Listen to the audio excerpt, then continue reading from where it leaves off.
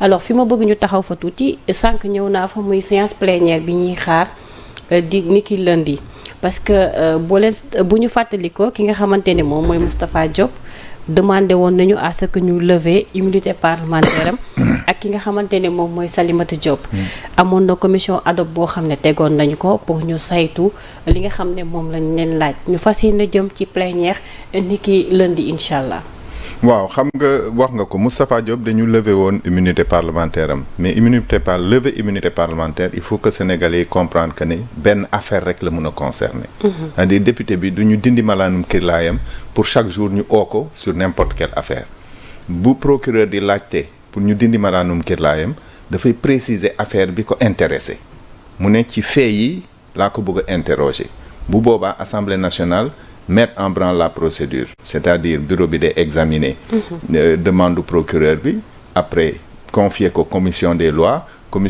mettre en place la commission ad hoc qui doit être ratifiée par la plénière donc commission ad hoc bi mënul liggéey tant que plénière ratifié wul existence am donc commission des lois je pense que tey lañ leen convoqué woon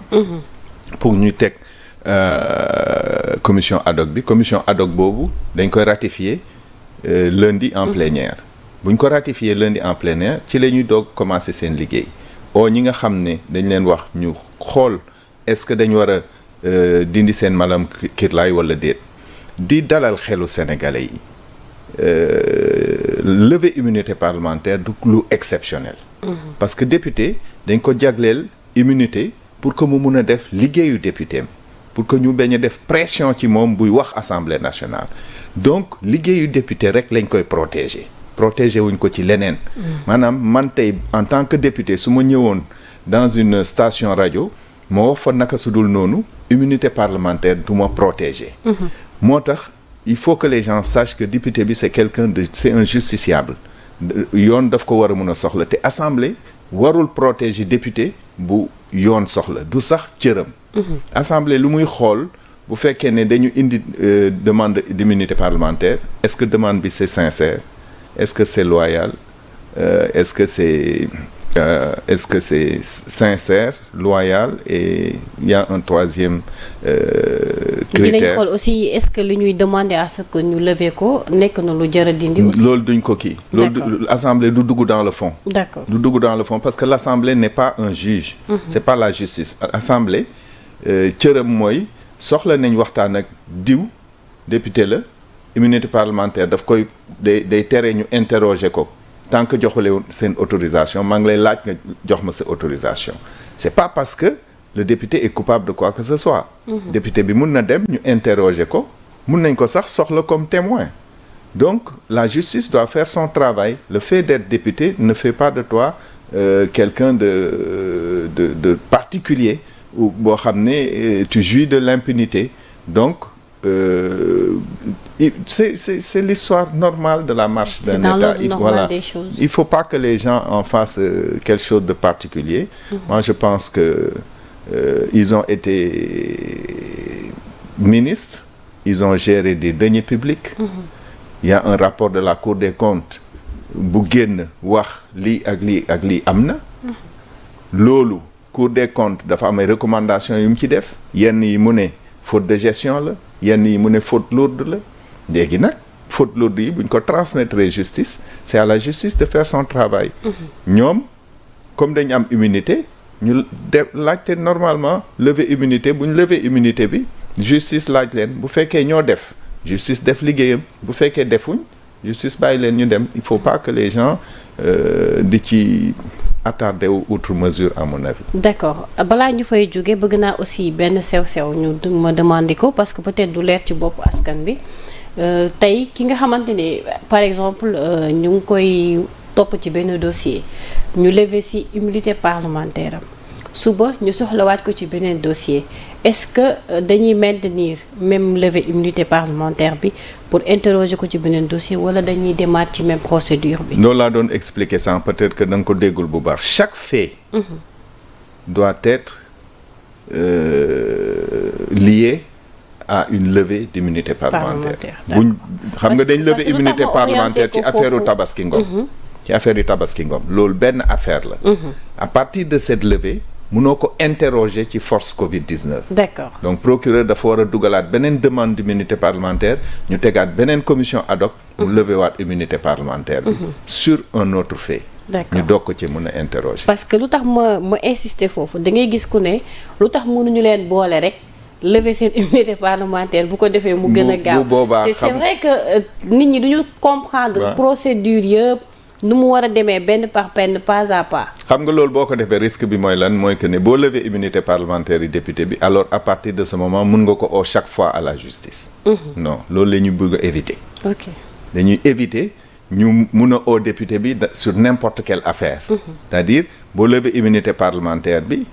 instant yooyu il n'est plus protégé par l'immunité par les immunités d'ailleurs la ñuy wax. dafa am immunité d'irresponsabilité ak immunité.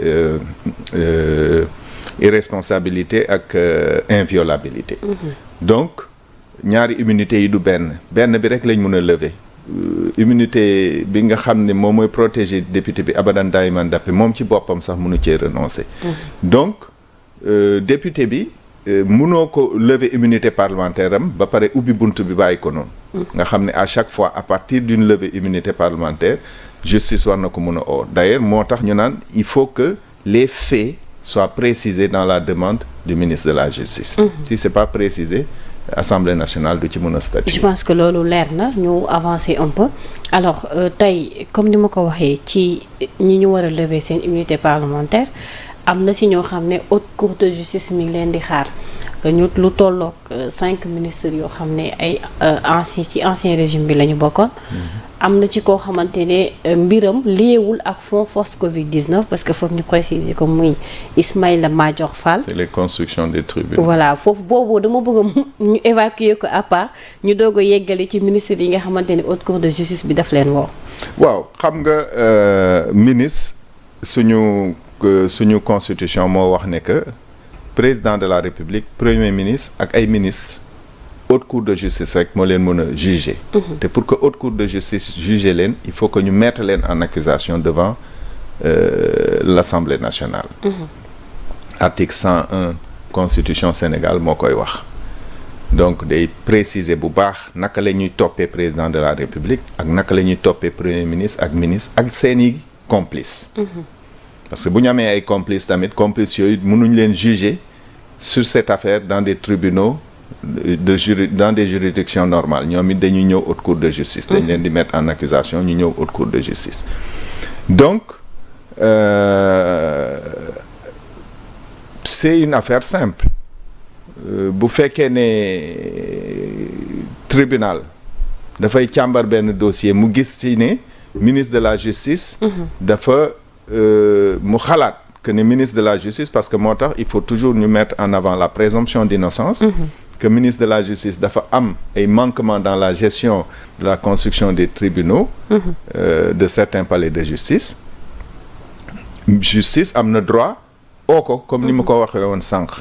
mais nag dafa am yoon woowu mooy mise en accusation Assemblée nationale moo koy def da koy voter en plénière c'est une résolution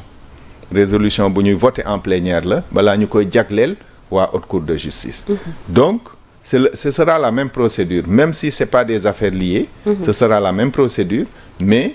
duñ leen juger dans le même dossier parce que dossiers yu différent la même ñële sax juge bi mun na dissocier dossiers yi bu fekkee ne dafa yaakaar ne amuñu jonction